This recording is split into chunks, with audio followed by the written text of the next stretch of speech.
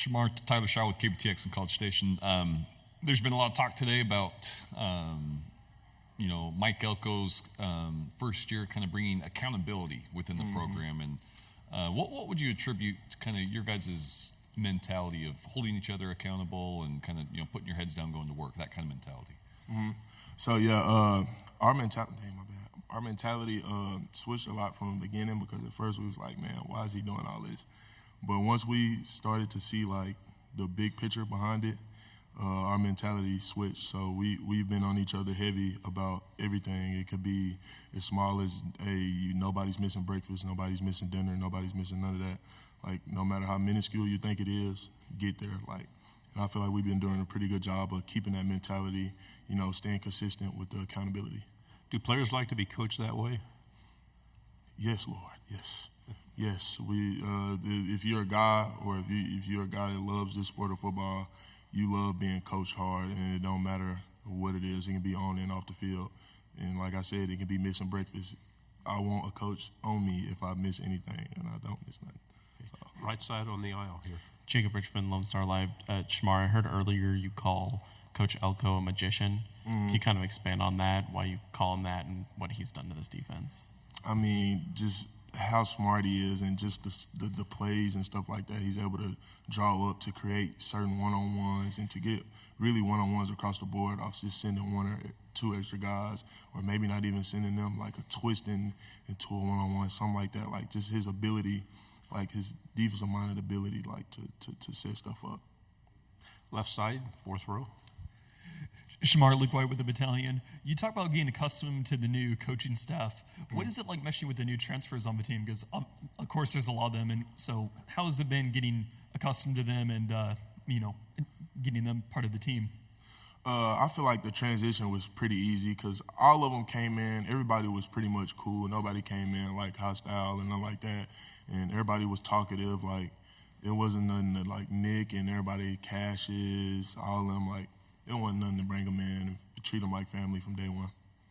We'll stay on the fourth row. Shemar, going off a previous question, I'm Braxton from the Battalion. So what are some of the major differences in the overall attitude of the locker room this season compared to last?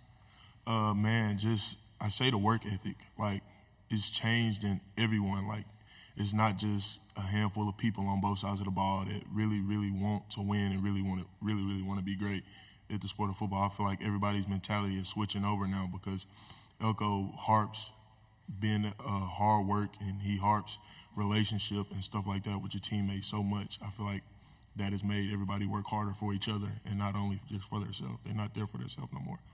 We'll stay on the right side here. Shemar, it seems pretty rare you find a true sophomore that's a captain. What do you notice about Tarian in practice and on game day, and how much he's meant to the team just in a year and a half or so? Man, the respect he got since he was a freshman is crazy. Just the way he approaches the game, like he loves the sport of football. He watches film. He's always in his playbook. He attacks workouts like it's the Super Bowl. Like, just having a guy like that at that young of an age is crazy. And he gained the respect of everybody quickly from that. Left side, back row. Dan Peck, ESPN 106.7 in Auburn. One of your former teammates transferred to Auburn, Isaiah Rakes. Just what kind of player is Auburn getting on the defensive line with Rakes? Can you repeat that question? I'm sorry. Isaiah Rakes, teammate of yours, transferred to Auburn. What kind of player is Auburn getting in your former teammate, Isaiah Rakes? Oh, they're going to get somebody that's going to go every day, man. I love Rakes to death. Rakes is going to work his butt off every day, and Rakes is going to give his all every day. So they can expect a guy that's going to come out there and produce for them at a very high level consistently. Back row, left side. Ben Peck, NBC College Station, no relation. Your defensive line, obviously a very deep, talented unit. Do y'all kind of pride yourselves on, the rest of the defense can do their job, but as a unit kind of taking on maybe a responsibility that we can keep single-handedly our team in games, if we can do our job, that makes all the other units being able to flourish even more, and kind of taking on that burden a little bit as a group with how talented you are?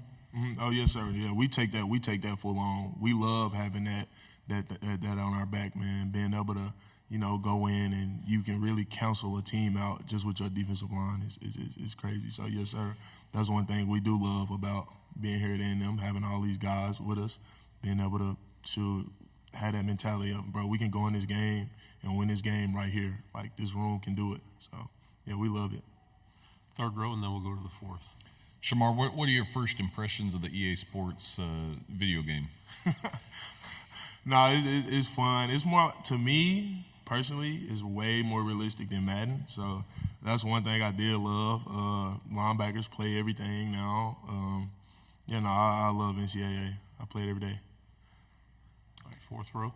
Shemar, Coach Elko talked about how this has been a pretty quiet offseason. How do you think this offseason compares to maybe those that you've experienced in years past under Coach Fisher? Man, it's just a lot of unnecessary talking when you can be working. So just that right there pretty much is just putting your head down, working, grinding, and going 100% every day, getting better. We'll go back to the third row. To go back to the video game, are you happy with your rating or? Initially, I thought I was going to be a little higher, but, I mean, I'm not mad with it. 88 overall is not bad to me, and it won't be 88 the whole season. So, who would you say is the best gamer on the team? And are you guys as competitive in this as you are on the field? The best gamer? Me. Overall, me. Madden, me. NCAA, me. Probably. So, what was the rest of the question? I'm sorry.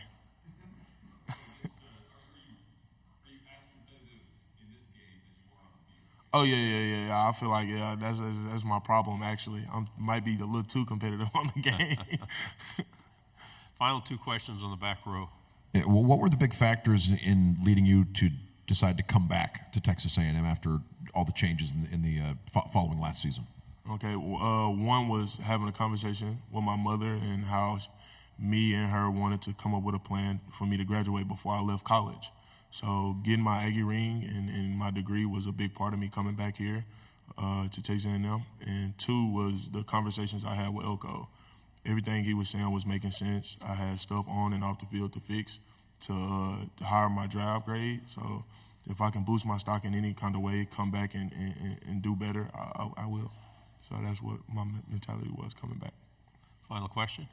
Just kind of tying a bow on the gaming conversation, what would you give your overall rating as a gamer if you had to give yourself an overall rating for gaming purposes? 1 out of 10, I'm probably... Or no, out of 99, just like the game. Like if you were, you're an 88 overall in the game as a player, but how would you rate yourself as a overall rating as a gamer?